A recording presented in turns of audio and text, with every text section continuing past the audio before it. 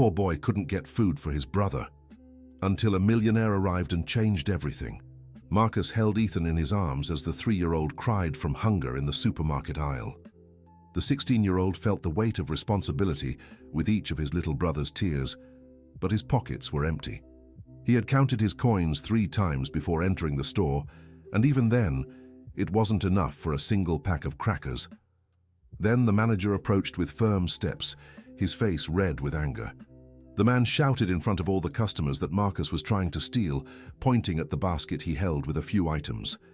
Marcus tried to explain he was still deciding what he could afford, but the manager refused to listen. Humiliation burned his cheeks as he was thrown out of the store under the curious, judgmental stares of other shoppers. Across the aisle, Richard Parker watched the entire scene with a look of disdain. The 48-year-old businessman, dressed in his impeccable suit and gold watch, whispered to his assistant that these street kids only knew how to cause trouble and beg. His voice carried a coldness shaped by years of business success and a life shielded from the harsh reality of New York City's streets. Marcus left the supermarket carrying Ethan, who wouldn't stop crying and asking for food. The teenager promised his little brother he'd find something to eat, but inside he felt a growing despair. They walked through the neighborhood until they reached the tiny studio they called home. A single room without electricity for 3 days because he couldn't pay the bill. All that remained was half a loaf of bread he'd saved for emergencies. As Ethan hungrily ate the small pieces of bread, Marcus sat on the cold floor and thought of his mother. It had been 6 months since she'd left without explanation, leaving only a note saying she couldn't care for them anymore. Since then, he'd dropped out of school and tried to work to support his brother, but opportunities were scarce for someone his age with no experience. The next morning, Marcus decided to try selling candy at the traffic light near the upscale part of town. He carried Ethan because he had no one to leave him with, and the little one was still coughing from the cold night before. Drivers in expensive cars looked at them with indifference or fear. Some even locked their doors when he approached. A gray-haired woman rolled down her window and said the child needed medicine urgently, but she offered no help. Dear listener, if you're enjoying the story, take a moment to like and subscribe to the channel. It helps us a lot as we're just starting out. Now, back to the story. Marcus's desperation grew when he realized Ethan had a fever. He searched for work at 3 different places that afternoon, but all turned him away when they saw he was carrying a child. The owner of a corner bakery threw stale bread into the trash right in front of him, but forbade him from taking it, claiming it would attract more beggars to the area. That night, when Ethan asked when Mommy would come back, Marcus lied and said it would be soon, hiding the tears that refused to stop.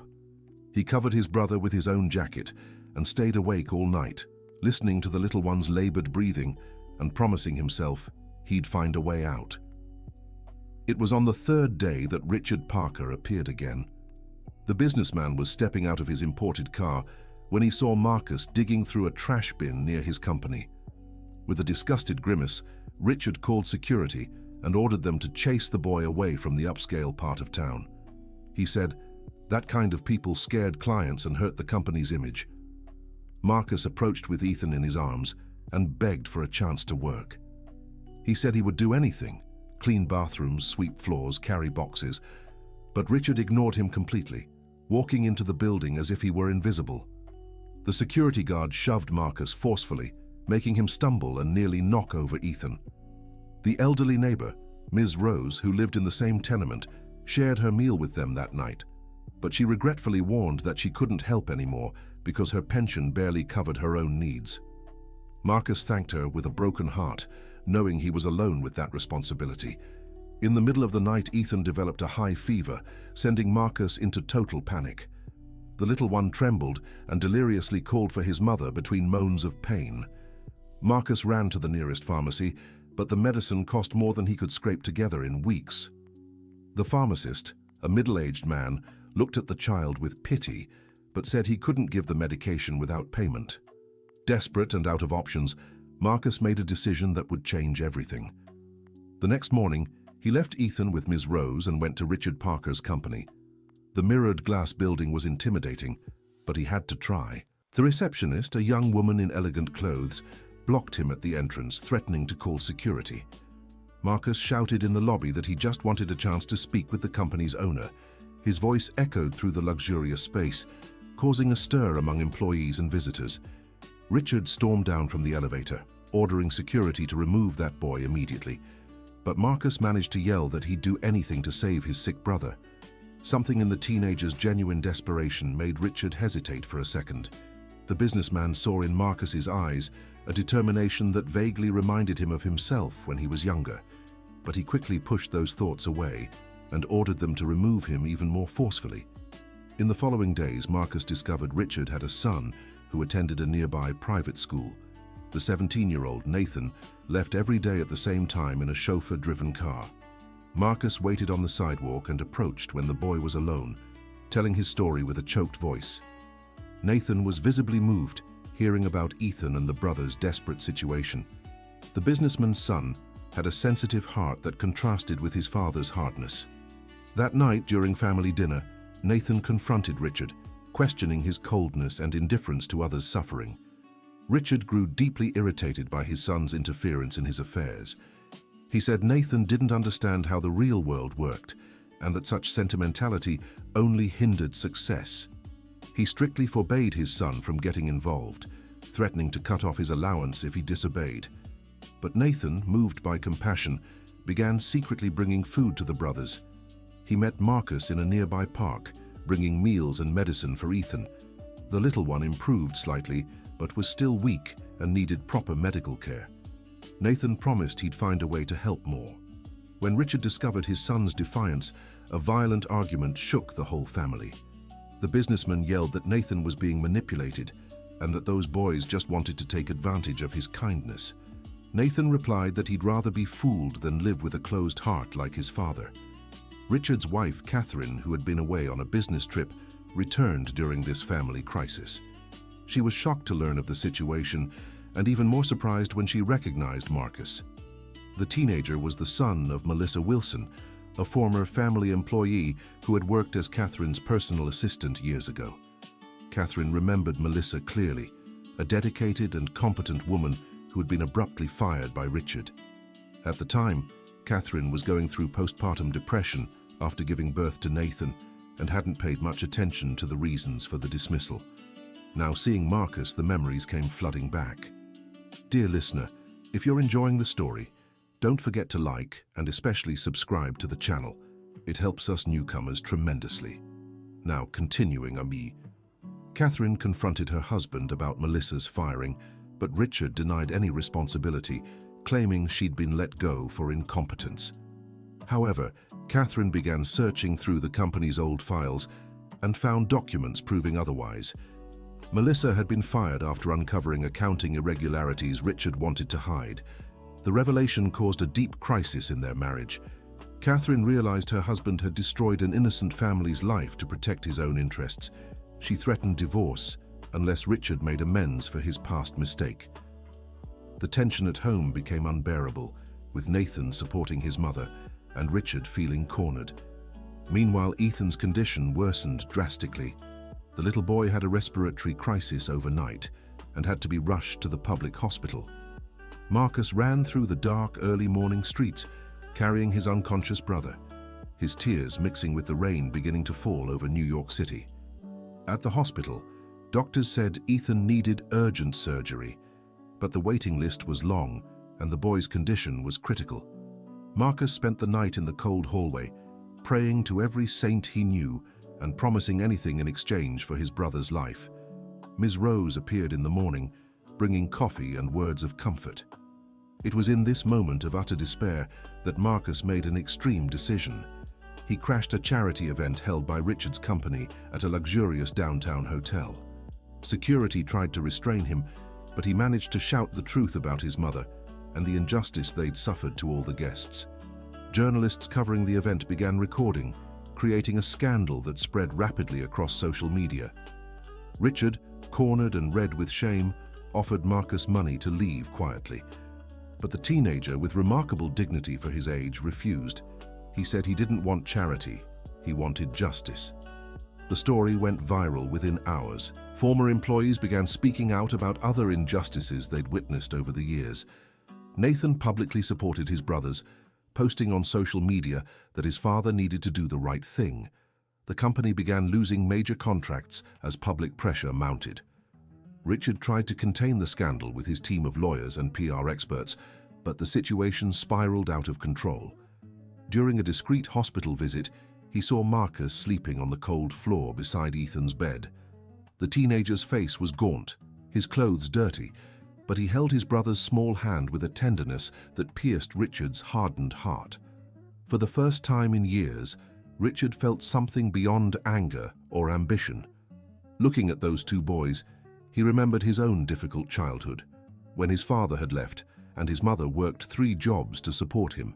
He'd completely forgotten that part of his story, buried beneath layers of success and wealth. In the following days, Richard quietly investigated Melissa Wilson's past. He discovered she'd truly been an exemplary employee and that her dismissal had been unjust. He found Marcus's school notebooks in their apartment, filled with excellent grades and drawings made for Ethan. The boy's intelligence and talent were evident. A former co-worker of Melissa had told Richard that the boy's mother had fallen into severe depression after being fired. She lost her home, her dreams, and her hope. She began drinking and eventually abandoned her children because she could no longer care for them. The guilt Richard felt was overwhelming. Catherine moved temporarily to her mother's house, taking Nathan with her. She told her husband he had 2 choices: continue being the cold, heartless man he had become, or finally do the right thing and try to make up for past mistakes. Richard was left alone in the empty mansion, tormented by guilt and insomnia. At the most critical moment in the story, when Ethan urgently needed an expensive treatment the public hospital couldn't provide, Marcus received an unexpected offer. A middle-class family had offered to adopt Ethan, promising to give him all the necessary medical care and a comfortable life. The offer seemed like the answer to Marcus's prayers, but there was one devastating catch. The family only wanted Ethan, not him. It would mean being separated from his brother forever, but it would ensure the little one had a chance to survive and grow up healthy. The moral dilemma tore at Marcus's heart. For an entire night in the hospital, Marcus cried as he had never cried before. He watched Ethan sleeping and couldn't imagine life without him, but he also couldn't be selfish and deny his brother the chance at a better life. The pain was so intense, it felt like his chest might explode. It was during this night of agony that Richard appeared at the hospital. The businessman arrived alone, without bodyguards or assistants, wearing simple clothes instead of his expensive suits. He sat beside Marcus on the uncomfortable bench in the hallway and stayed silent for hours, just watching the teenagers suffering.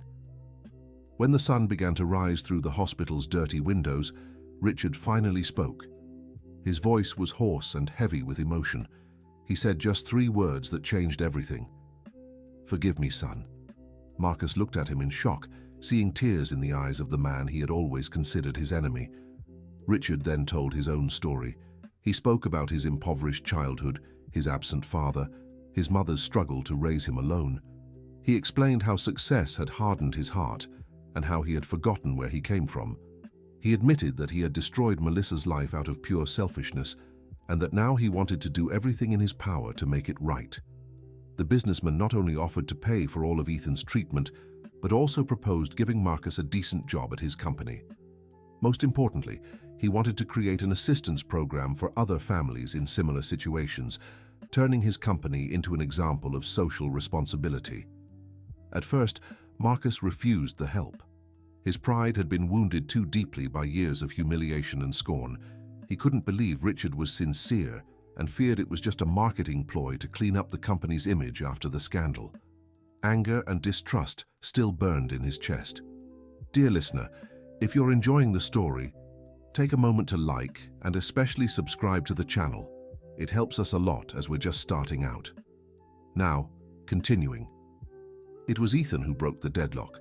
The little boy, already slightly better after a few days of treatment, woke up and saw Richard sitting by his bed. With the innocence typical of a 3-year-old, Ethan asked, "Are you not mean anymore?" That simple, direct question shattered every barrier.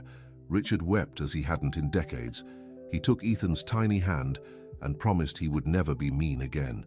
Marcus, seeing the genuine transformation on the businessman's face, finally allowed the words of forgiveness to leave his lips. It wasn't easy, but he managed to say he would give Richard a chance to prove he had changed.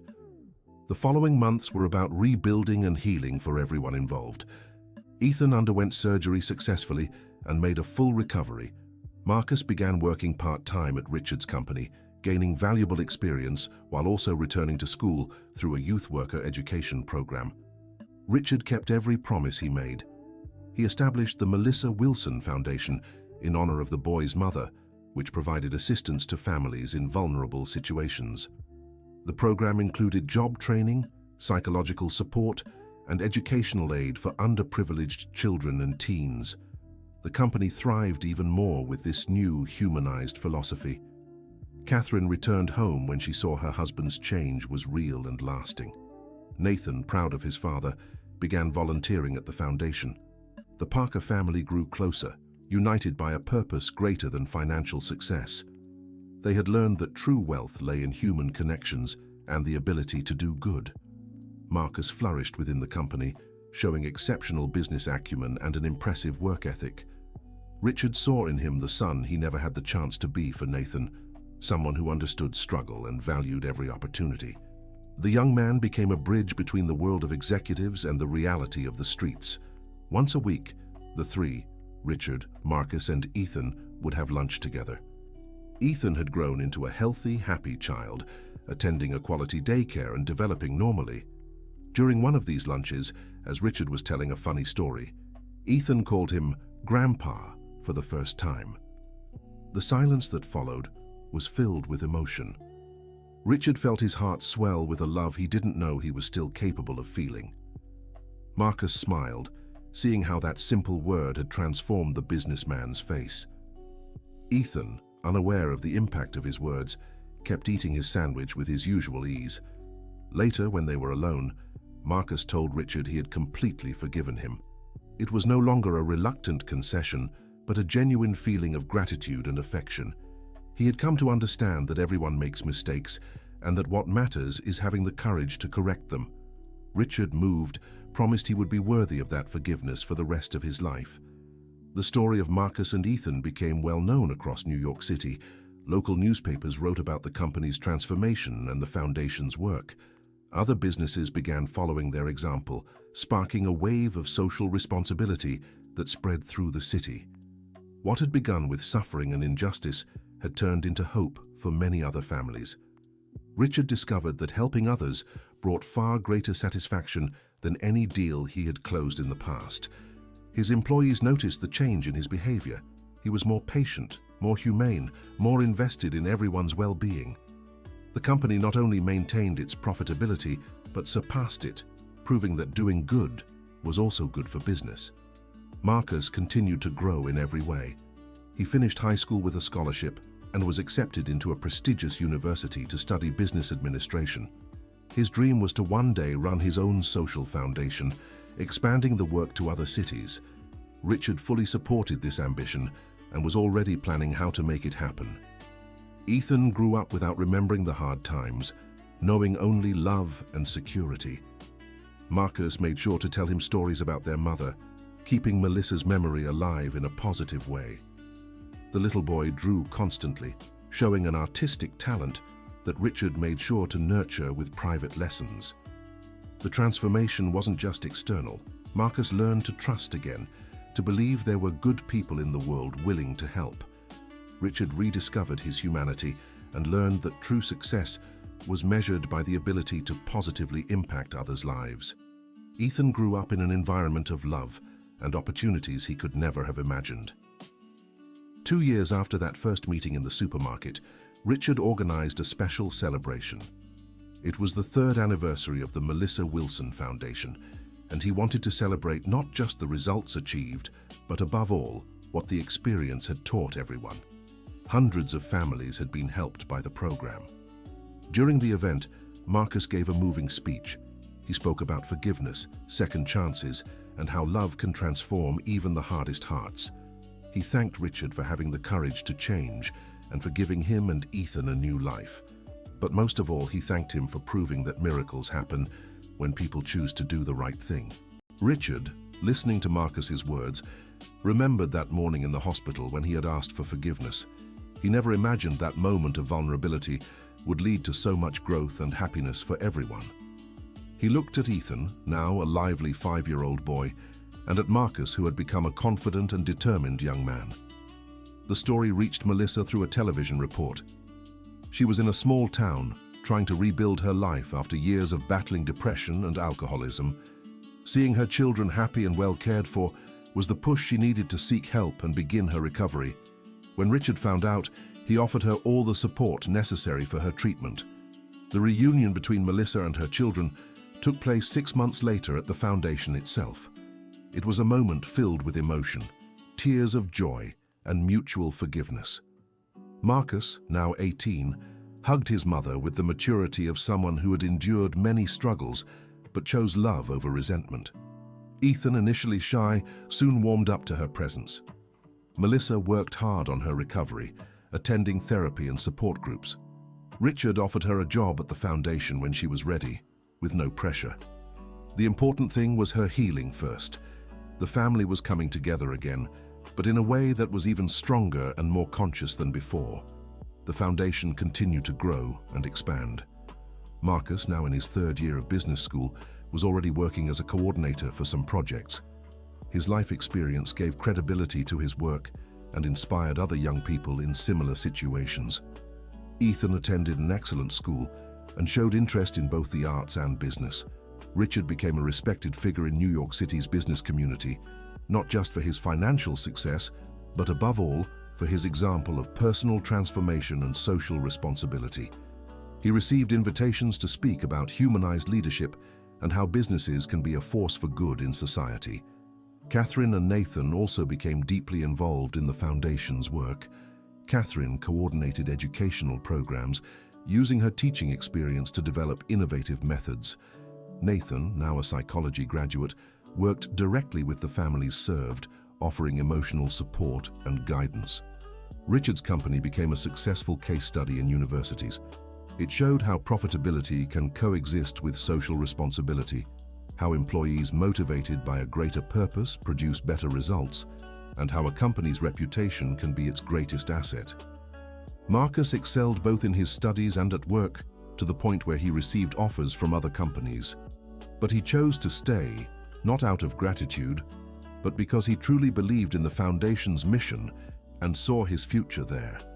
Richard was proud of his decision, knowing the young man was choosing out of conviction rather than obligation.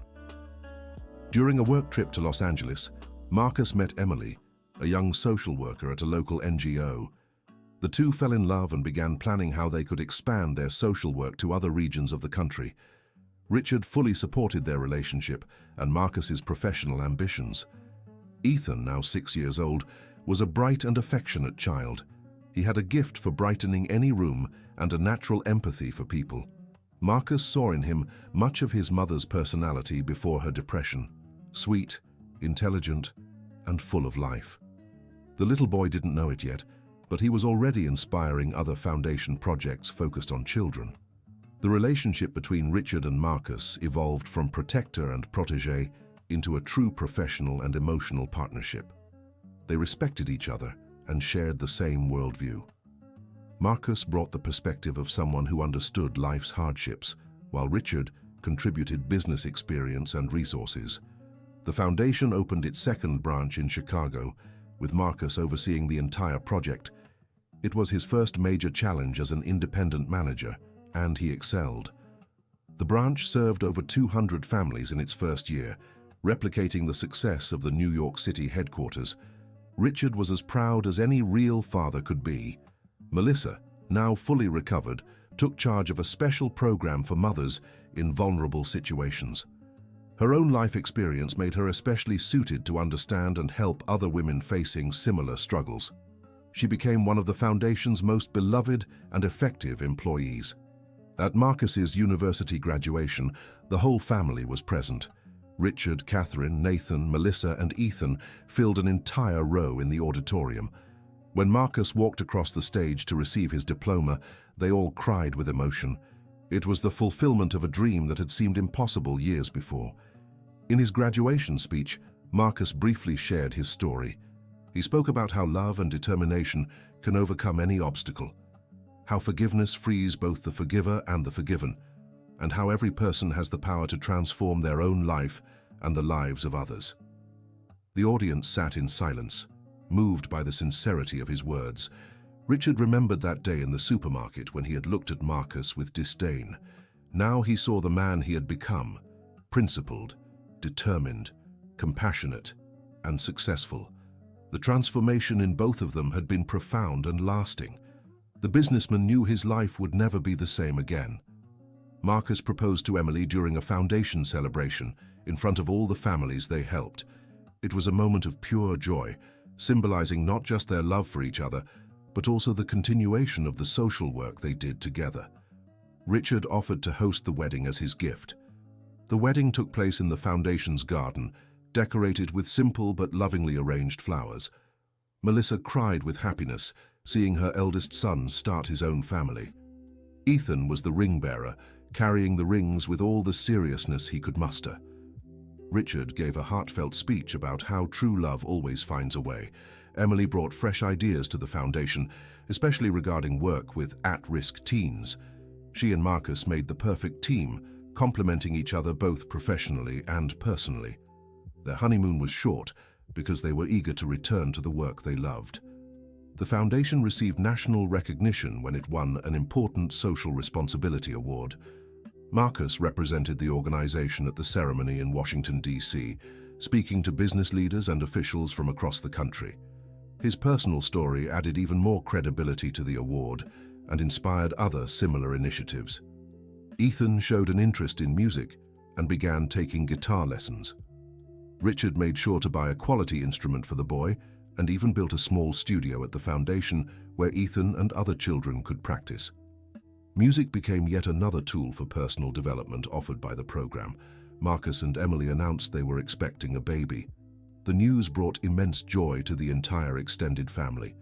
Richard was moved by the idea of being a grandfather again, this time from the very beginning.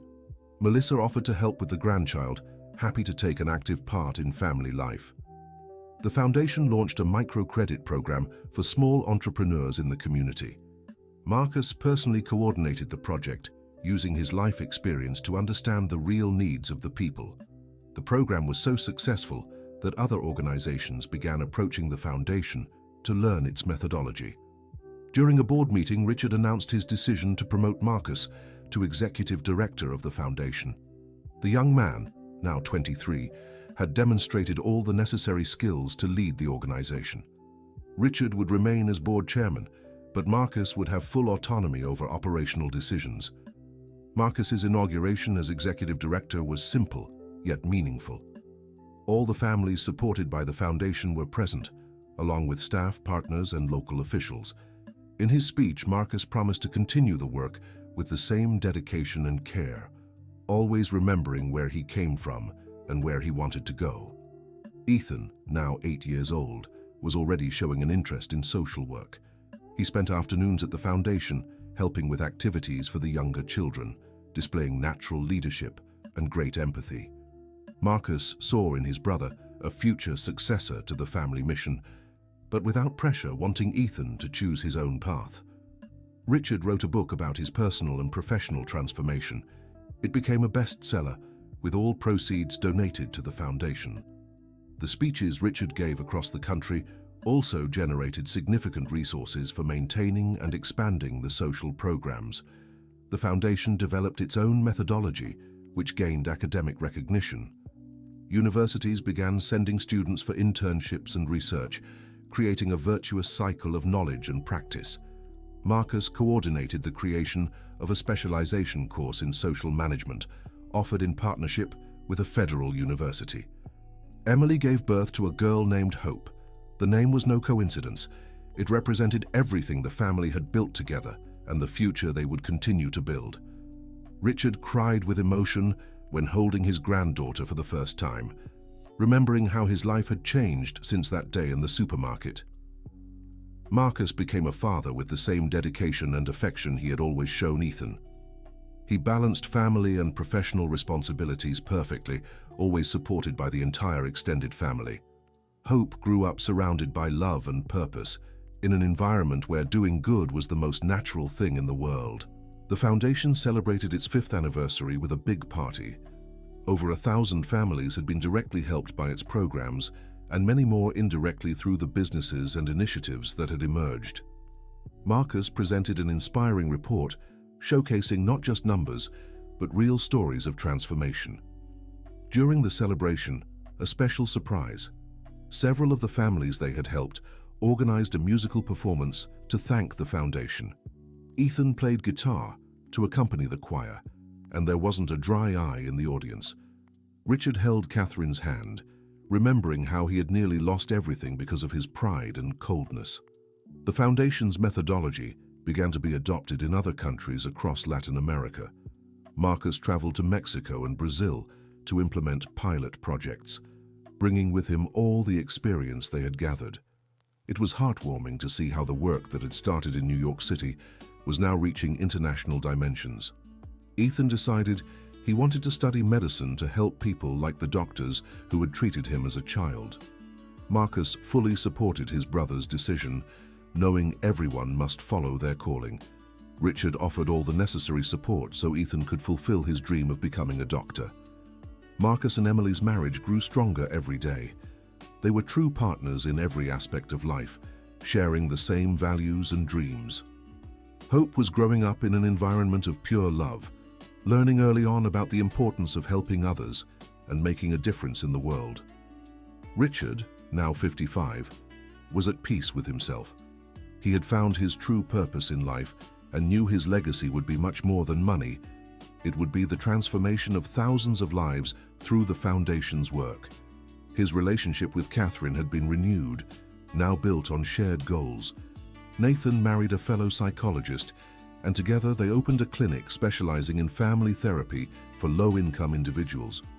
The work was a natural extension of what they did at the foundation, addressing the emotional needs of families. The clinic operated in the same building as the foundation, creating an integrated support network. Melissa became one of the most sought-after speakers at events about resilience and family rebuilding. Her story deeply moved people and offered real hope to those facing similar struggles. She had transformed her pain into purpose, helping other mothers not to give up on their children.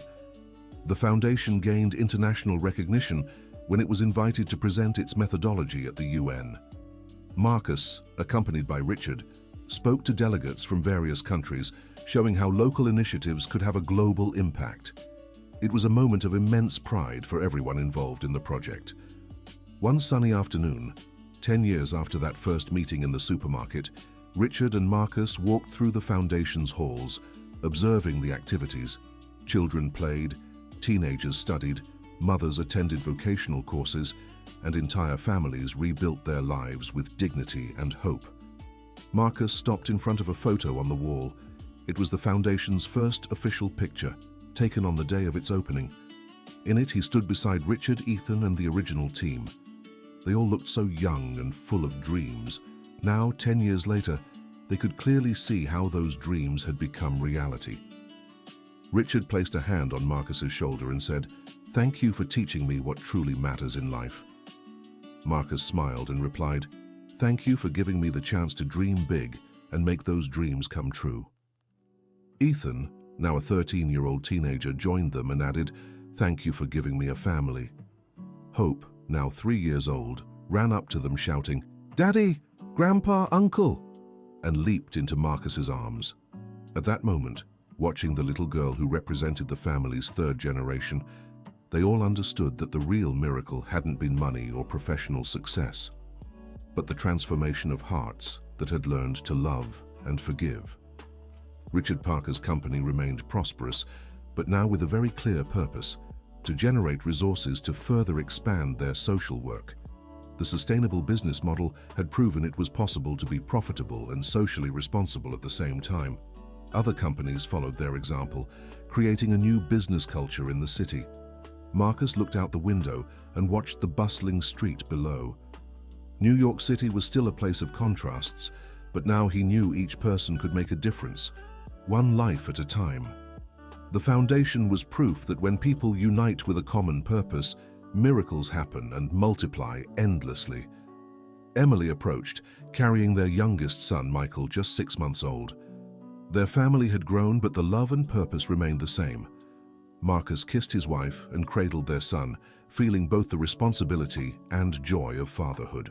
He knew he would raise his children with the same values he had learned: compassion, determination, and faith in the power of good. Richard was preparing for another trip, this time to the south, where the foundation would open its 10th location. Marcus would oversee the implementation, bringing all their accumulated experience to benefit families in other regions. The work never ended, but that was exactly what gave their lives meaning. That evening, during a family dinner at Richard's home, now including Marcus, Emily, the children Ethan, Melissa, Nathan, and his wife, they all joined hands to give thanks. It was a simple ritual they performed every week, reminding themselves of how far they'd come and renewing their commitment to doing good. Richard looked around the table, filled with food and even more love, remembering that distant day when he had scorned a hungry boy in the supermarket. Now that same boy was like a son to him, and together they had built something far greater than either could have imagined alone. Marcus held Ethan's hand on one side and Richard's on the other, feeling the strength of a bond born from pain, but transformed into pure happiness. He knew there was still much work ahead, many families to help, many dreams to fulfill. But he also knew he wasn't alone on this journey. The story that had begun with tears of despair was now filled with tears of gratitude. The poor boy who couldn't feed his brother had become a prosperous man who nourished hope and changed destinies. The cold, heartless millionaire had discovered that true wealth lay in the ability to love and be loved. As they rose from the table, Ethan ran to the piano Richard had bought for him and began playing a song he was learning. The soft melody filled the house, creating the perfect soundtrack for that moment of pure joy. Everyone paused to listen, absorbing the magic of an instant they would cherish forever. Marcus picked up Hope and swayed gently with her to Ethan's music. Emily filmed the scene, knowing it would be a precious memory for the future. Richard and Catherine embraced, silently renewing the vows of love they had nearly lost, but reclaimed through shared perseverance. Before saying goodbye, Richard made sure to hug each of them individually, whispering words of affection and gratitude. When it was Marcus's turn, the embrace lasted longer. Without words, they both understood it represented total forgiveness, fatherly love, and a lifelong partnership. Ethan was the last to be hugged.